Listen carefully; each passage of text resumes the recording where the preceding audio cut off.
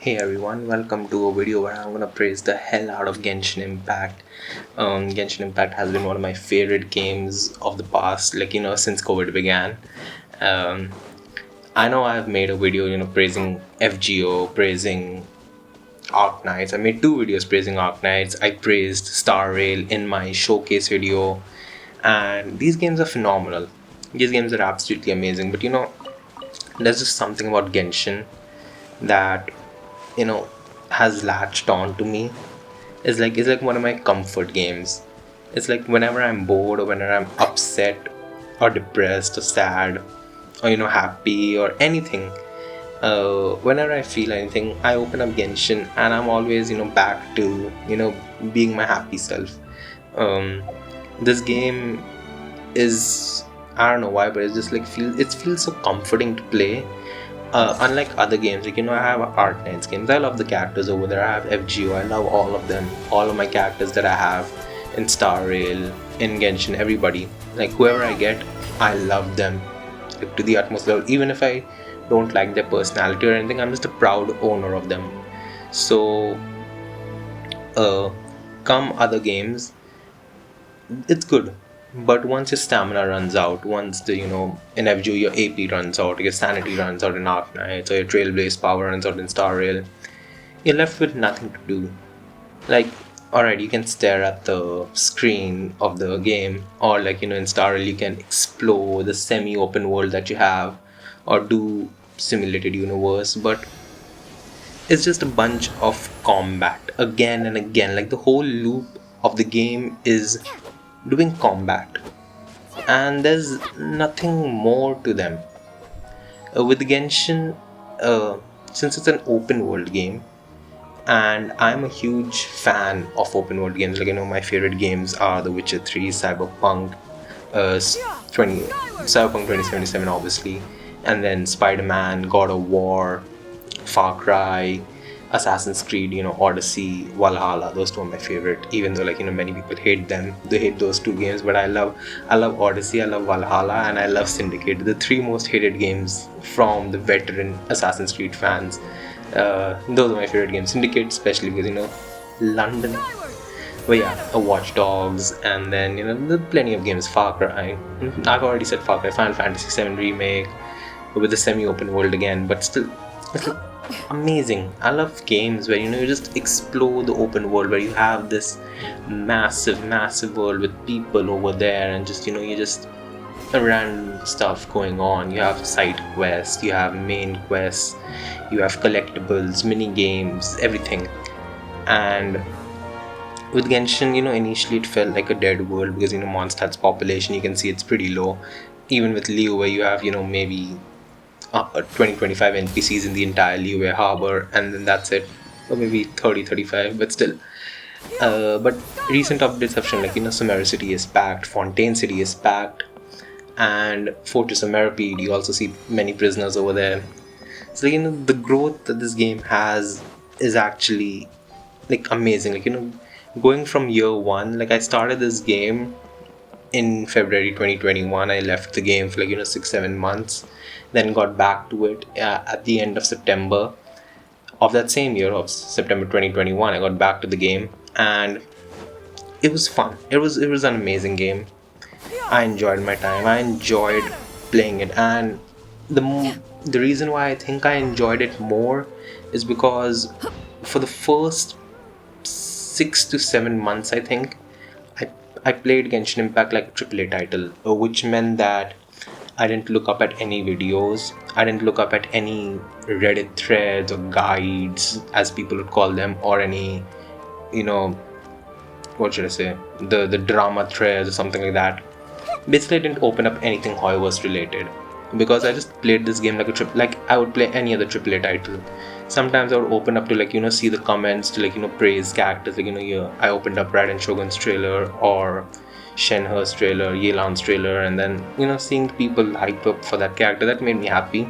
But apart from that, I didn't dive into the guide stuff and all because I wasn't really cared for it. I didn't really care for the fact, and I think that's where true enjoyment came because initially I ran a team of Lumine, Animo Lumine, Rosaria, Noel, and Lisa, which I have no idea how it worked, but I cleared up till Inazuma with that team. After that, I ran. What was it? What was it? Lumine, Shenhe, Noel, and Lisa. I also ran a second team featuring Kuching, Hu Tao, Barbara, and Ningguang. Don't ask me how it works, but the fact that it didn't work and I just made it work somehow was actually pretty fun. Like you have I open up threads these days, to just get a grasp of what the community is talking about, and all I see are people just racking their brains on how to make them work. This character comes out, how to make them work with Bennett, how to make them work with Farina, how to make them work with Zhongli or something like that. And I'm like, let the character come out, let people try them, in their own teams, let them enjoy, let them explore. And it's a whole different type of fun over there.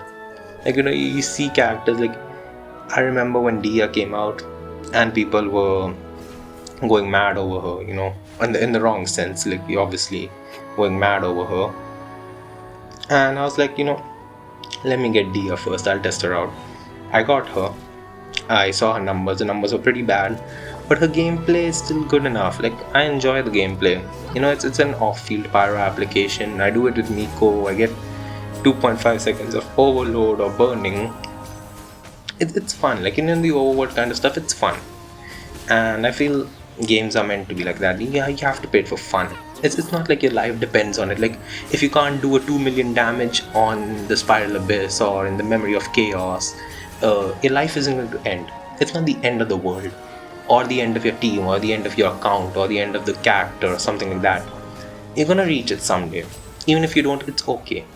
And that's how I usually play Genshin. I usually play Star Rail, and it's just a different sense of excitement over there. Apart from that, Genshin has really amazing music. Like, every character theme is spot on. It fits with their entire character arc somehow. I don't know what the Hoyo Mix team cooks, but it's pretty good cooking. And the trailers are fabulous. Obviously, the trailers are peak. Like, I haven't seen any other any other game do as amazing trailers as Genshin does. And then we have the massive open world is just a whole point in itself, because it has this huge expansive land that just keeps on evolving. Like, when I was young, I wanted a game that kept evolving, that kept getting updates, that kept expanding. But at that time, I thought that it'd be pretty difficult to create such a thing, because the storage issues would hit hard.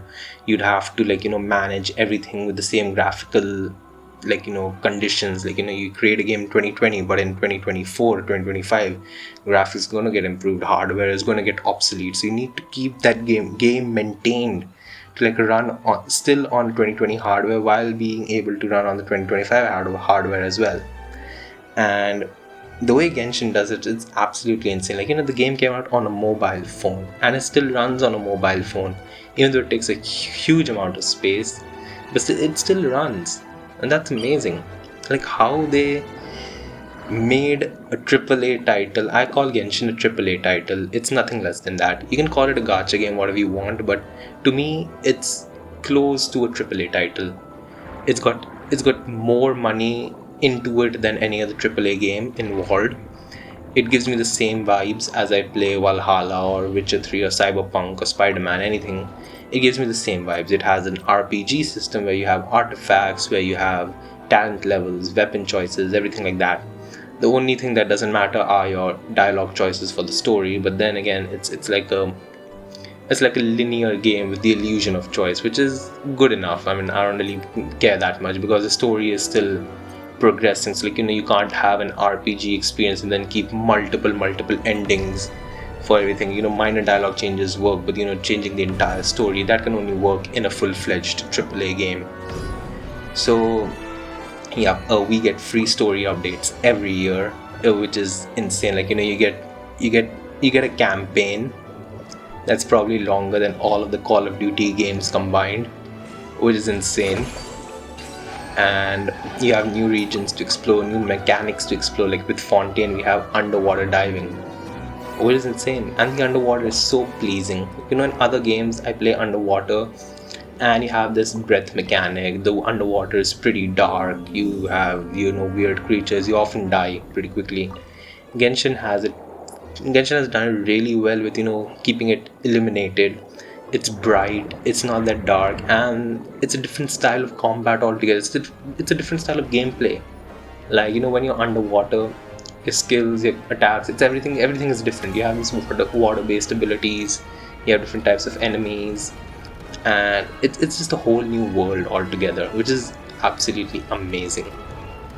And then there are a few faults with Genshin. The artifact system is pretty trash, but I mean, to a casual player who just focuses on the overworld, who doesn't care about the abyss, I think they're pretty good enough to get by with even mediocre what am I saying?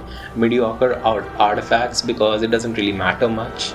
If you're willing to do the abyss, I would recommend that average to decent artifacts are good enough, as long as you level your weapons and level your talent levels as well, because talent level 6 and talent level 8 is like a huge difference, even though it may not feel like it, but it's a huge difference. And I feel like Abyss is more focused, less on artifacts, more on talents and weapons. But that's just my opinion, because my artifacts aren't crazy. I don't do 500k damage or 1 million damage per turn or whatever. I deal out damage over time. I do many tries to get the 36 star, but it's still fun. That's the aim of the game, to have fun, and that's what I do have. I have so much fun with this game. It's absolutely amazing. The character design is amazing. And the fact that it runs, it has co-op. Even if you're a fan of co-op, I don't play co-op, but yeah, it has that. If you want to get in with friends, you have that option as well. And then, man, it's just so amazing. You have cooking, you have TCG, even though majority of the players don't play it, but I like the game. It reminds me of Gwent from Witcher 3. It's it's a good enough mini game. And then there's the gacha side of stuff, getting characters and such. And I feel like as an F2P, if you want to get a 5-star character, you need to skip about 1.5 batch to get a guaranteed 5-star, which is guaranteed 5-star means a 5-star character, not winning the 50-50 or something like that. So it's okay, it's good enough. I mean, yeah, you could probably get more, and I would definitely like more, but still it's okay. Once if people, casual people, play for the game, they aren't much focused on the reward part. That's just my opinion, though. I mean, I don't know, maybe people are focused on the reward, but I've heard that they're buffing up the rewards for Spiral Abyss and adding a new endgame mode that gives more primogens in version 4.7, so let's hope to that. But still, this game is like a AAA game incarnate. It has top tier music. The music is absolutely fabulous for each region. It has a unique battle theme, unique regional themes, unique city themes, and then you have different types of enemies, different types of mechanics. You have Fontaine with the new Maosia mechanics, Sumeru with the Dendro element, like a whole new element, and then Inazuma had the corrosion effect with the Rift Hounds. It's just insane. I can't wait to see what Natlin is having. But yeah, and each character also feels different. You have a certain character, but then you have this other character as well, and it just feels like no two character feels the same. There's always either an improvement or something different from them, and it just makes every character unique, and you just have fun with them. Also, this game has a wide variety of personalities. If you're the type who likes evil women, get an Arlecchino. Or if you're the type who likes cute little kids, if you want to play with them, I have no idea who would. If you're, I don't know, but yeah, you have Nahida, you have Klee, they're pretty cute. And then you have Risley, whatever he is, Neuvillette, Farina. You have this wide variety of cast members. You have these. It's amazing. It's you can see the love put into this game. So like whenever people say that Genshin is very unloved, I'm like pretty pissed off. I don't interact, I don't react to them right there and then. But I'm like, this game has love put into it. Like they wouldn't make a game if they didn't love it. And it's just it's amazing as an F2P, like keeping the game free to play, and they keep giving out story updates, they keep giving out new stuff. It's amazing. It's like a good thing, like what they've done. I don't think any other game did it before that. And with Genshin, the trend shifted, like creating open world titles. I think many games are now starting, Arknight's Enfield, Wuthering Waves. They're trying to get some of that Genshin money, which is good because competition promotes healthy, like healthy competition promotes better rewards for all the games, which is a big W for F2P players. So like yeah, but still, overall the game is absolutely phenomenal. I see all the hate surrounded in this game, and it's mostly like instigated by Genshin haters, like the vocal minority. They just become so vocal that I feel majority of the players don't even interact with them, and they just have their own circle where they just echo out everything. I'm pretty sure this video will also gather some people. But overall, like if you play it as a casual player, or if you've played the game as a AAA title, or if you just play Genshin for the hell of it, like you don't care about the abyss or stuff, you just play because you want to play. I feel like it's a really good game that it's very comforting to play. The music is very comforting to listen.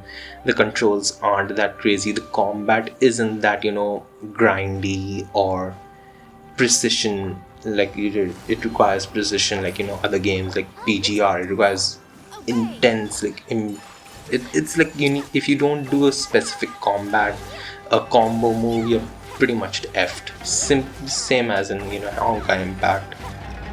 So like yeah, it appeals both sections of the gaming community, which I find is like pretty good. And even the majority of the people have left the game, if they have, I don't know, but still the game is gathering new players, and it's like it's a fun game. It's a hugely, like it's insanely fun. I love this game. I love this game so much. I don't know why, but yeah, like yeah, I probably wouldn't stop playing. It's like if I stop every other gacha game, like if I'm forced to stop playing every gacha game that I play, I would probably leave Genshin the last, or maybe won't leave it at all. I don't know. I have no idea, but yeah, it's just so comforting. It's like this it's my favorite game of recent times. It's like one of my favorite games.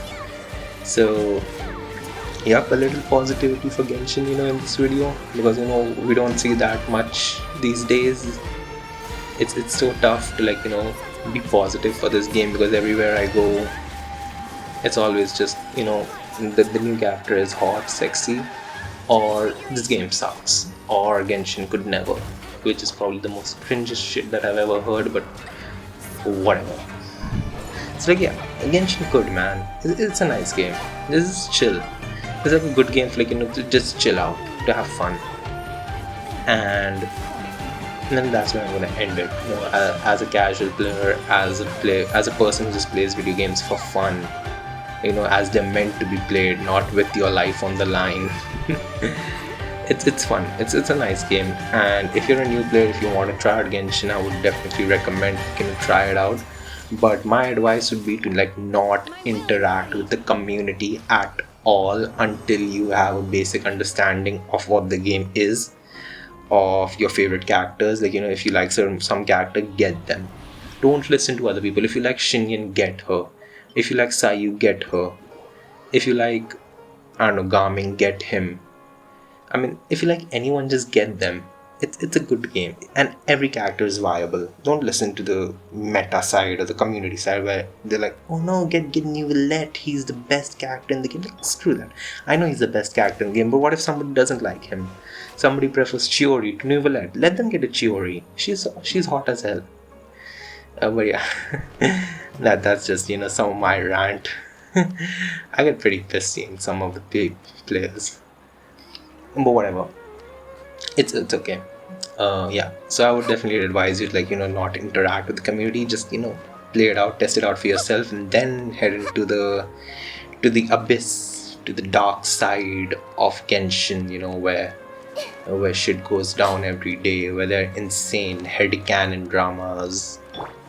I have no idea why they call even those headcanons when they're basically ships. I mean, headcanons should be story focused stuff. But yeah, uh, when you're mentally prepared, then you head over into the community section. Otherwise, stick to the game, enjoy the game, and then go play something else and enjoy your life. That's what I'm gonna say. But yeah, we're gonna end it over here. Genshin is amazing. My favorite game of all time, probably. One of my favorite games, obviously. And then, if you enjoyed this positivity, stick around, check out some of my videos. I'm a pretty positive guy. You can check out every other video and such. Love every game. And please subscribe, support me. I would really love it. Really, really love it. But yeah, thanks for watching. Have a great day. Goodbye.